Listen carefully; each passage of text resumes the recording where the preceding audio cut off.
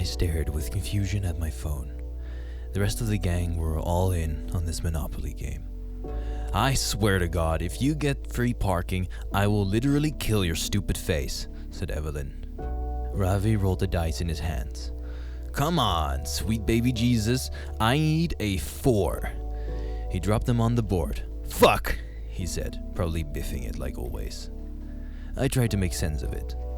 Just a word on my screen. Black text on an all-white background. A rather classical-looking font. Hide. I tapped, rather impatiently, on the expensive black rectangle. The text wouldn't disappear. "AJ," Evelyn called, like a teacher busting a student, "you're fucking addicted. Play board games like a normal human adult." "Yeah, Sorry." A few more desperate finger pecks at the screen.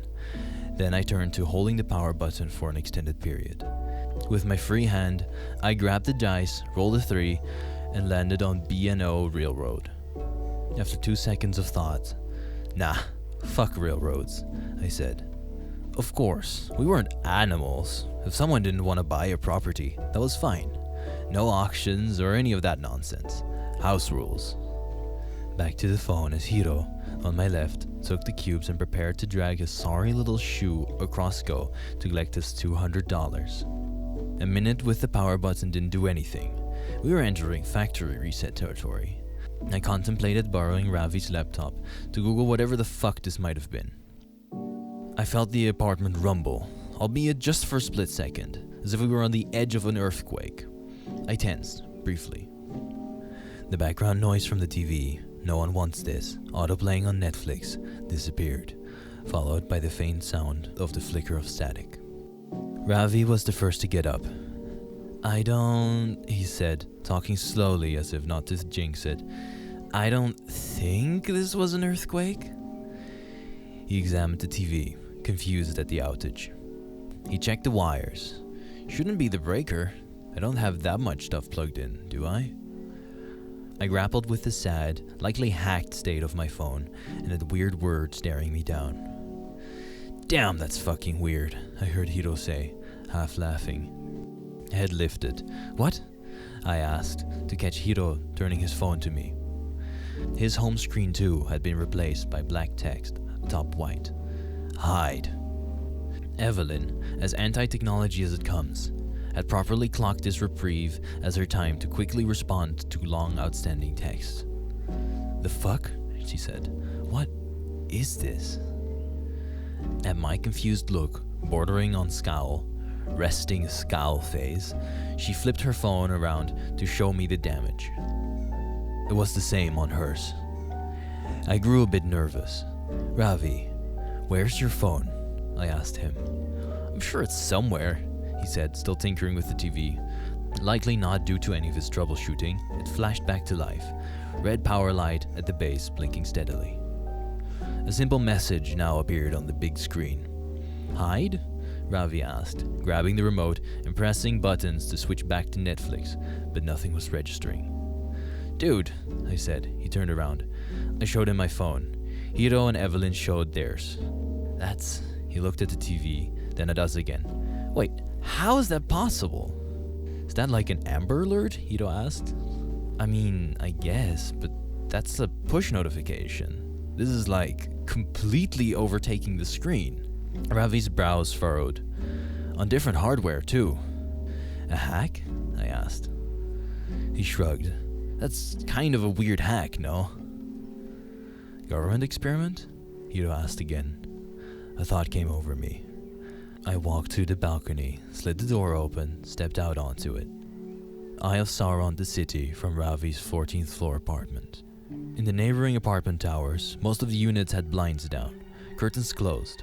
The few unshuttered, however, I felt like that guy from Rear Window, contained strangers staring perplexed at their phones, at their computers. The sides of bolted-to-walls TVs, barely visible to me, displayed the same white background with text atop it. What I was seeing, everyone else was seeing. The others joined me on the balcony. "Whatever it is, it's at least hit this block," I said. I looked down at the city streets. Most of the people below caught in a similar pattern, standing frozen, heads fixed to their devices. I guess we don't have anything to call the cops with? I'm sure they're aware. Me. Maybe wait it out until they fix it? Ravi. I nodded. And yet, I could tell Evelyn was a bit perturbed, forcing magnetic thoughts to imbue her silence with weight. Thoughts? I asked her. I mean, should we do it? She asked. Do what? Ravi. Hide. Her again. Hide where? Ravi again. I don't know, she said. I mean, we're already in my apartment. I'm sure that's good enough, right? He said. A pause. Let's not lose our heads, Ravi continued. This is nuts, but it's not like literally hide, right? Hiro clicked his fingers. What if it's viral marketing? Like for a movie? Hiro with the necessary but unintentional levity. Hacking our phones so we can't use them? I don't know if that's in Lionsgate purview, man, I said, then head turned to Evelyn. But hide? The flicker in her eyes more than meant she'd sided with the light bulb in her head. She returned to the inside and got to exploring Ravi's apartment carefully. What are you doing? Ravi asked, trailing. Hiro and I followed. I don't care if I look stupid, it could be a warning. Maybe something's happening, she said. We're in a box, basically, said Ravi. We're fine, Ev. But the fucking thing, she motioned to the TV, then to her own phone, says hide. Maybe it's that literal. She continued scouting, finally settling on the sliding closet in Ravi's room, the best she could come up with in his 600 square foot quarters. I'll do here unless you think there's better. Evelyn, Ravi stressed. She shuffled in, past hung garments, scooching to the end to make space. I'm gonna close the door soon, and if you're all really my friends, you'll join me. Awkward silence until Hiro chimed first. I mean, guess it's good to be safe, right? He went for it, second-guessed for a moment, then committed to entering. You guys get the luxury of laughing at me forever if I'm dumb. Win-win, she called, while Hiro wedged in beside her. A compelling argument, certainly. Begrudgingly, I followed, tucking in next under Ravi's dress clothes. There was still room for him inside his own closet. Fucking hell, he caved, joining last, sliding the door closed to introduce darkness. I went back to my phone. Still that classical font, still that mandate. How long do we have to stay in here? Ravi asked. 5 minutes, she said. Yeesh, he tagged. Then we sat in stillness for a while. The distant tick, tick, ticks of the clock in the living room, bringing down the blood pressure a tad. It all felt silly, kind of fun. Remember when we went camping at Sunlight Groves? Hiro asked. Glamping, Ravi clarified. Ev thought she saw a bear, Hiro laughed. A bear and its cub. It was dark and it fucking looked like bears, she said, half laughing herself. I heard noises too. Bears at Sunlight Groves, he said again. Saddest patch of trees in America. Guys, shut up. We're here, so let's commit to the bit, before the conjuring doll gets us, said Ravi, surprisingly not bitterly. We kept our traps zipped for another minute. Eyes at my phone again. Hide. Nonsensical, all of it really, but in a way, this was starting to sit more and more uncomfortably for me. What do you think it is? Hiro whispered. I shook my head, Evelyn with a light shrug, Ravi with a deep inhale before speaking. I mean, obviously sophisticated, he said, voice low. Like it's obviously something. I waved my phone. My bank's on this, and it's brick now, basically. I'm fucked. I'll figure something out, said Ravi. Powerful knocks at the apartment door all of a sudden, thundering. Hey, a voice called, muffled through the walls. Ravi, you there? Evelyn braced. Who is that? A skinwalker, obviously, replied Ravi. Kidding. My neighbor Monica. Evelyn reached across me and Hiro to tug at Ravi's sleeve. Are you positive? Yes, and I should probably get it. You said 5 minutes, she said. Yeah, but I'm being a pretty trash neighbor right now, he replied. The knocking persisted. So did the words. I have this weird thing on my phone. Brad has it too. It says hide. TV same thing. Computer same thing. I don't know how to reach anyone or what to do. The neighbor trailed on. Ravi blew air out of his nose. Alright, this is stupid. I'm gonna... No, said Evelyn. But then, all of a sudden, he stopped. We all stopped. I felt something. Something very, very real. No knocking anymore. Or at least, I couldn't hear anything. Not the tick of the clock, nor the soft rustle of us against clothing. It was like the whole world was holding its breath. Like there was a presence right outside the closet. Then, the sting of static in my ear before it passed. Whatever it was, the feeling dissipated. The sound returned, and I sneaked a glance at my phone. The word hide was gone, and replacing it was my home screen. The silence between the four of us was uncomfortable. Did you feel that?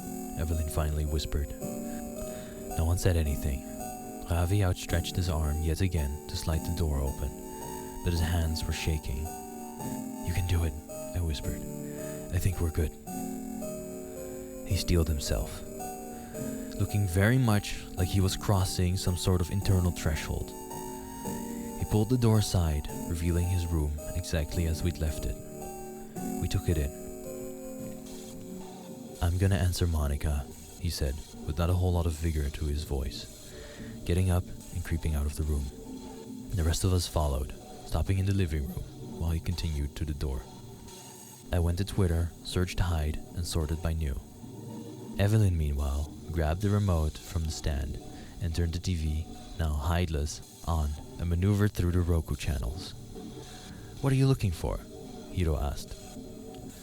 Just like a live channel, I guess, she replied. The news? My scrolling wasn't yielding anything of help or insight, though it was clear, via the confused posts from seemingly around the whole world, that the scope of whatever happened was global. My focus shifted to Ravi, who was standing on the welcome mat, eye pressed against the door's peephole. He hadn't moved in quite some time. Everything alright, man? I asked. He didn't reply, just stood there, frozen. I approached slowly. Jeez. I heard him croak. I reached him, patting him on the shoulders and urging him to detach from the door viewer. He finally did, leaning against the wall at first, before slowly sliding to a seat on the floor. I peered out into the hallway through the hole. Outside, his neighbor, the one knocking, looked like she'd been skewered, decimated. An explosion of blood in the hallway. What? I felt a buzz on my phone. I pulled it out. Again. Before I could even process, I heard Ravi and Evelyn react. And there's another one. It says again now. I turned to see the foreboding word on the TV. Fuck. So, we should hide again? Hiro asked. Much like Ravi, I was shell-shocked. AJ, what do you think we should do? He repeated. Evelyn, I said, trying to force the words out of my mouth. You had good instincts the first time. What? What do you think? How much time do you think we have? She asked. How much time passed between when I first saw the word hide and when we felt that presence in the closet? It might have been 10 minutes, I heard Ravi mutter, almost lifeless. I don't... Then Evelyn interrupted herself. Wait, what did you just see outside? She started approaching the door. I stopped her. I don't think that'll be good for you to see it. Are you serious? She responded. Yes, I said, immediately realizing that lying might have been smarter. We can't assume we have the same amount of time, Ravi added. I went with my pitch. Do we try the same spot? Hiro started pacing, thinking, tapping his foot. If we think about it, it said hide and we hid. Now it's saying again, and obviously that means that whatever happened is gonna happen again. He gave us a look, as if he could see in our drained expressions what was waiting on the other side of the door. That's a great recap, man, I said. What I mean, he said, struggling, is that when you play as a kid, if you kept picking the same spot over and over, eventually it'd catch up to you. Now, are we really trying to apply some sort of logic to this? Ravi mumbled. Evelyn fortified herself. I think he's right. It's nuts, and I can't believe I'm saying this, but we need to operate on gut.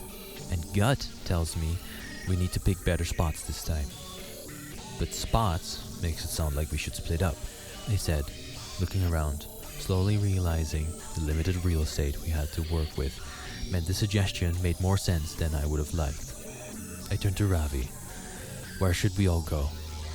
He shook his head, palmed his forehead a few times, as if to slap himself back to reality. We do, he started, thinking. Do under my bed, he grimaced, letting neurons collide in his mind. One of us in the utility closet, the other laundry closet. He got up and pointed. One of the closets was right behind me. Life in him again. Now! My eyes flitted to Hiro and Evelyn, who ran into the bedroom. Ravi gave me a nod before entering the laundry closet and awkwardly squeezing in with the washer and dryer, closing his door. I entered the utility closet and closed mine. Rather, I tried to. The door wasn't clicking shut. Fuck, I said. Ravi, the door, it's not... But then I fought the urge to say anything more. If time was up, I'd compromise my spot. Hell, I'd compromise his spot too if I kept talking. I tried a few more times to get it to close. Then, I committed, terrified out of my mind, to gripping the handle and holding the door shut. I tried to keep my shaking hand and quickened breath in check as the silence overtook again. Complete silence. And then, that presence. I felt a light tug at the door. I kept my hold firm, but didn't try to overpower. I didn't want to completely give it away. And again, it stopped. The feeling disappeared, and I waited 15 seconds before sneaking a look at my phone to see the again warning was gone. I heard the sound of Ravi's door swing open. I followed with mine. He was emotional. I forgot the door's fucked. I got scared, man. You're all good. It's alright, man. I know. I even heard you call for me and I didn't. I panicked and I thought We're alive, man. It's alright. And immediately remembered it wasn't just us. Evelyn and Hiro. Right, he said. We rushed to his room. Nothing at first. The two hadn't emerged yet. For a moment, the horrifying thought we'd be pulling their corpses out from under the bed rushed past me. Guys, I said. Coast is clear. Quick. Silence for quite some time before they shuffled out in one piece. Alive. As they shifted from crawl to bending to standing, I wanted to hold them. Hold everyone. For just a second, I felt a newfound appreciation for life and their faces and personalities. Another buzz on my phone. I took a look. Break time. I let out a sigh of relief and showed the message to the others. I guess that's good, Evelyn said. A second to catch our breaths. After this fucking craziness. But then what? Ravi asked. Is this just gonna continue?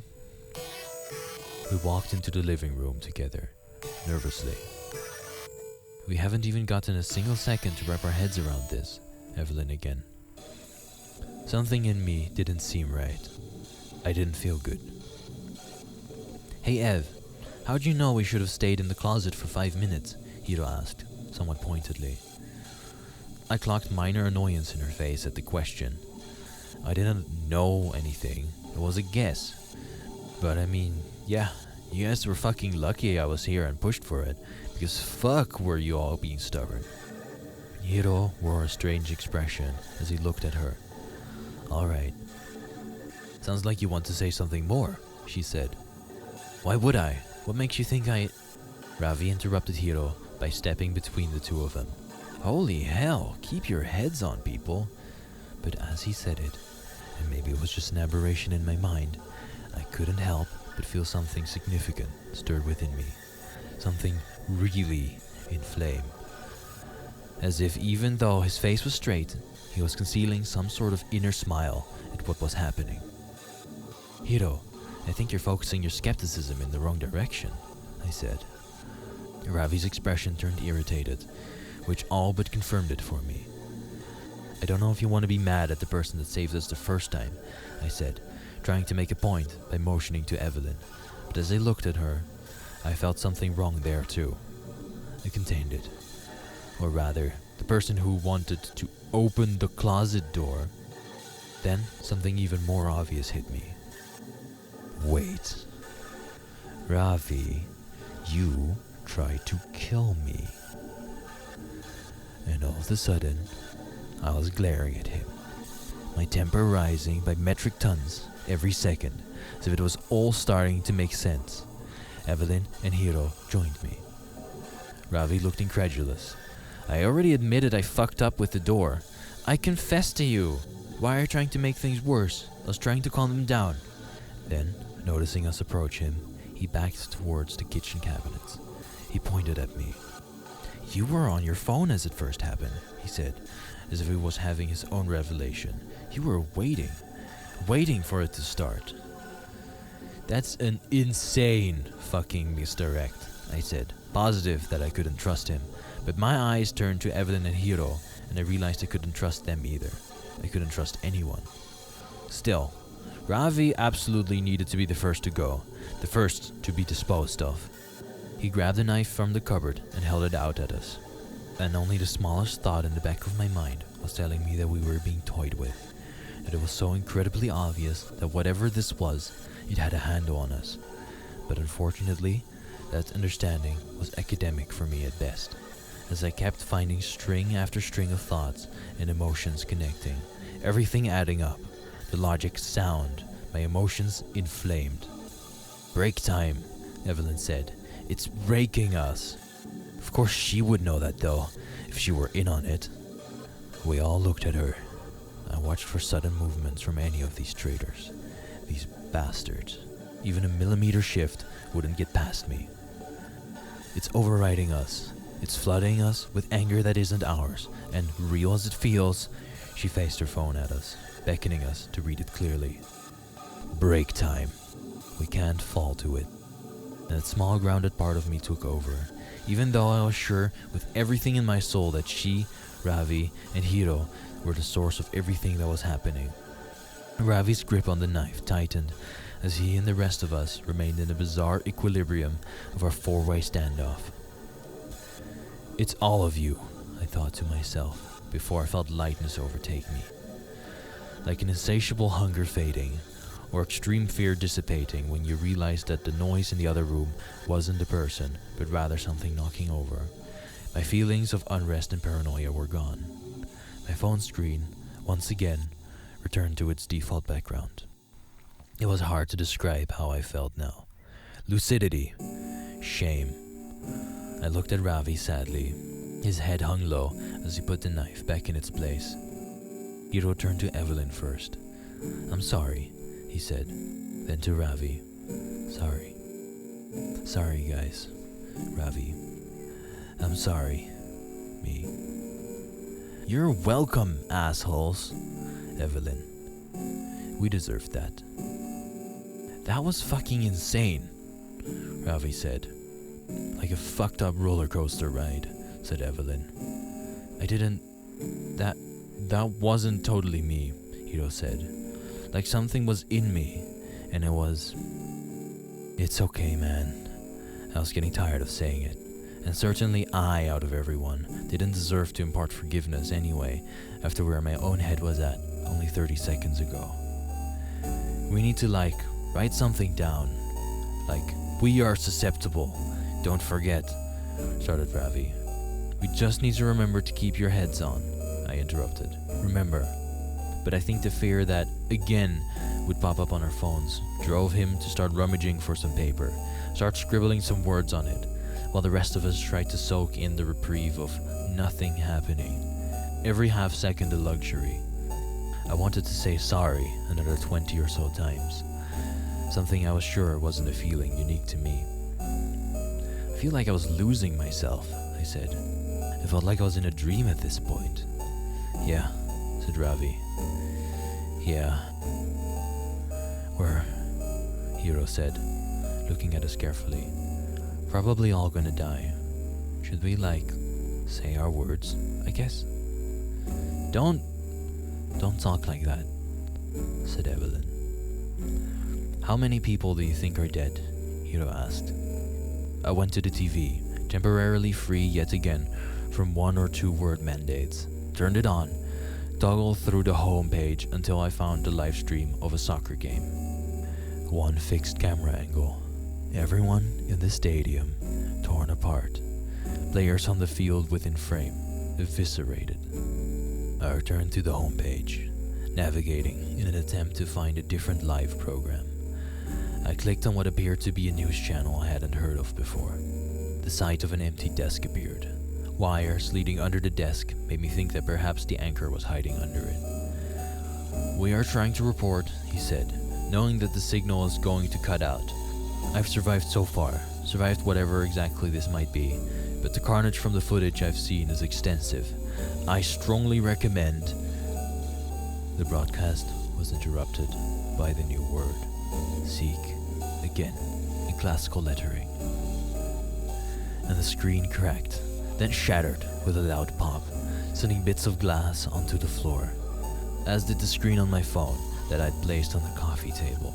As did the phones in Evelyn and Hiro's hands too, reactively dropped on the floor by the pair, a weak bounce before settling. I panicked. Seek, I said desperately, trying to jolt my brain to the task. Maybe something out of place? Evelyn said. What if we have to find what's killing everyone? Said Hiro. I started, but couldn't even muster up a close to the sentence. I ran to the balcony, outside, to see if there was something obvious to look for. In the sky, in the city.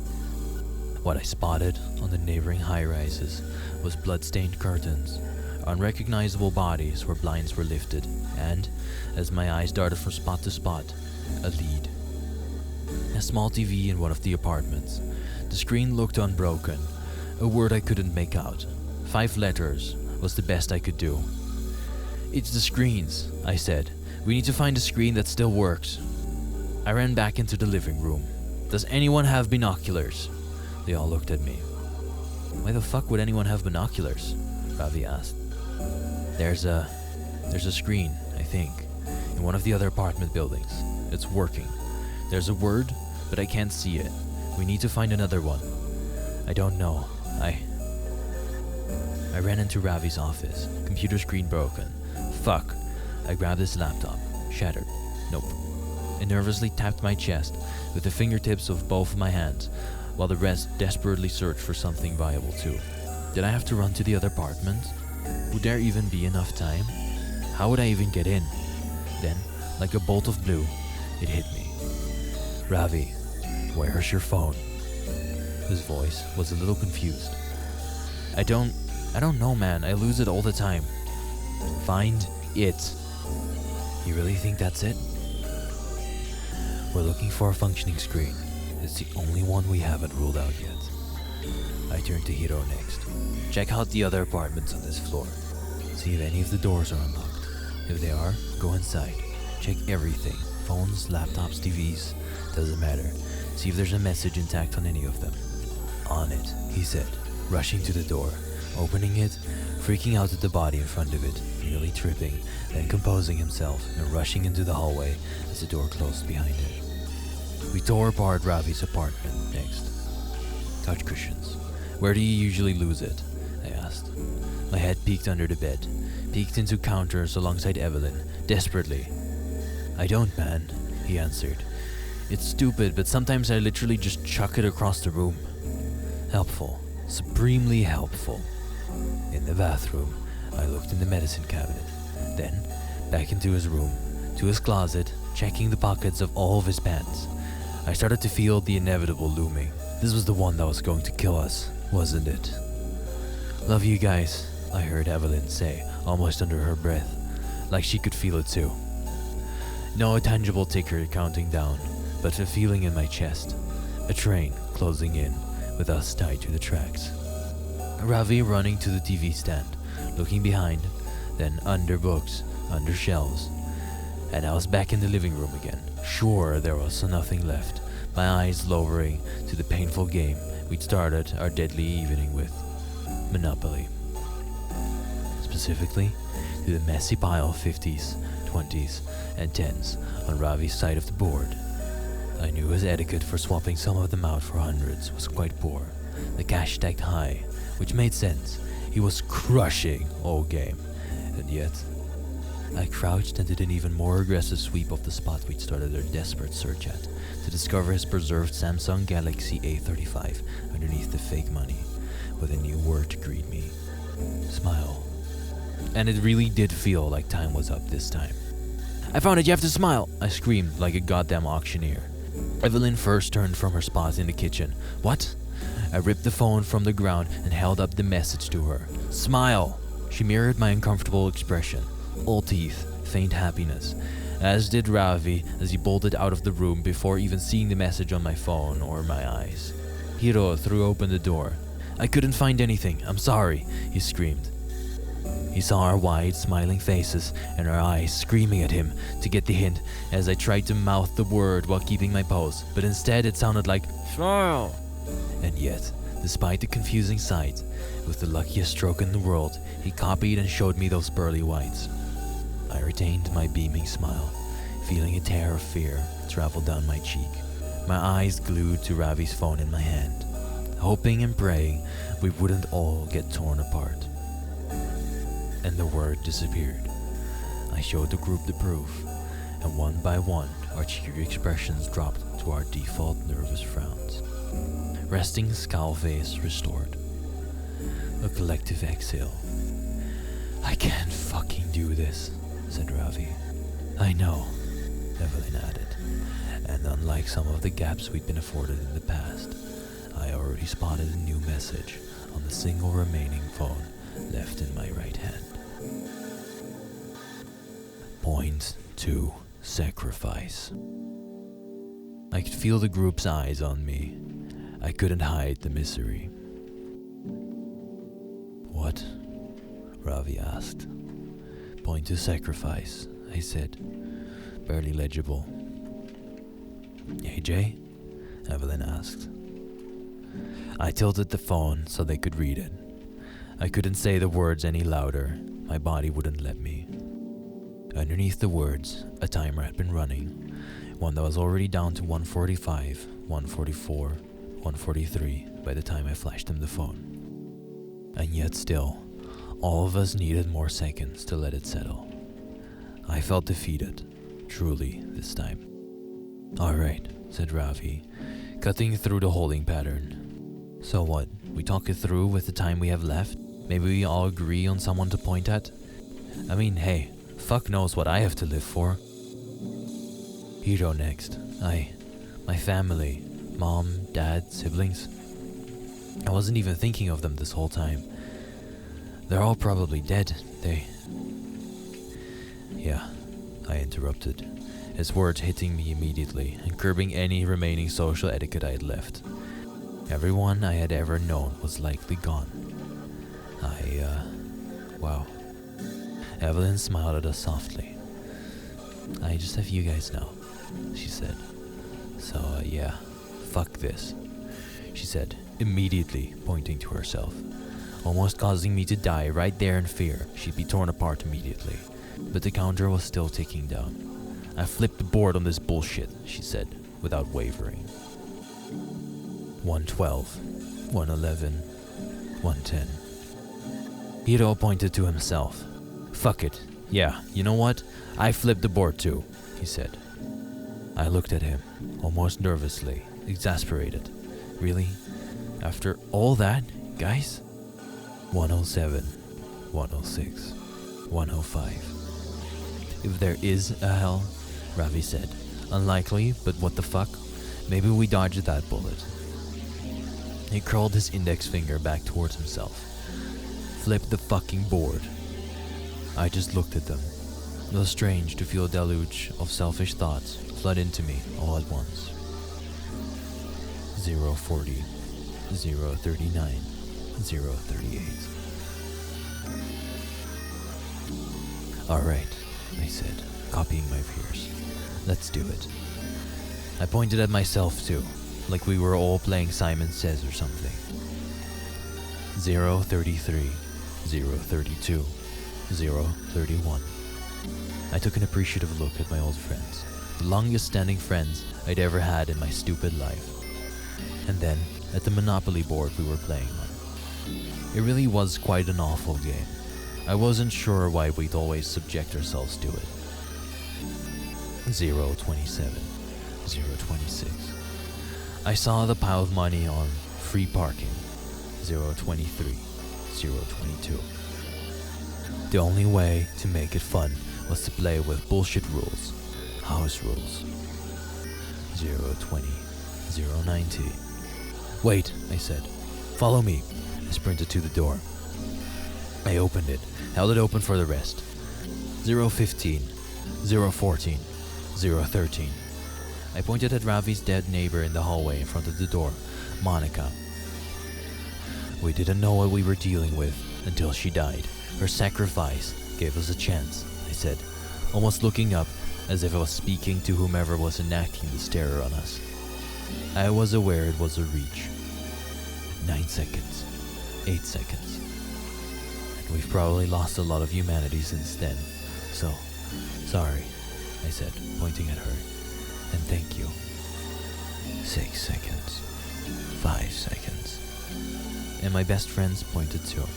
A real morbid way to close things out, with a clash of sorry and thank you escaping them, as what would likely be their last words. I had really interrupted what was quite a nice moment inside for the strangeness.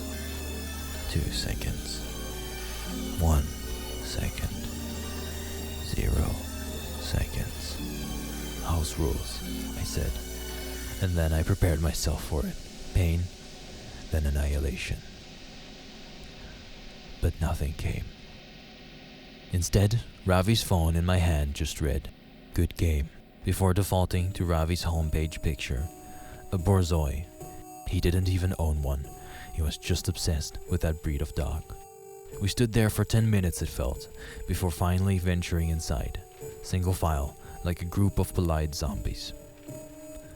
I wasn't sure what to make of what happened, what to do, who to check on, the state of the world, what was going on around me. I sat back down at the Monopoly board.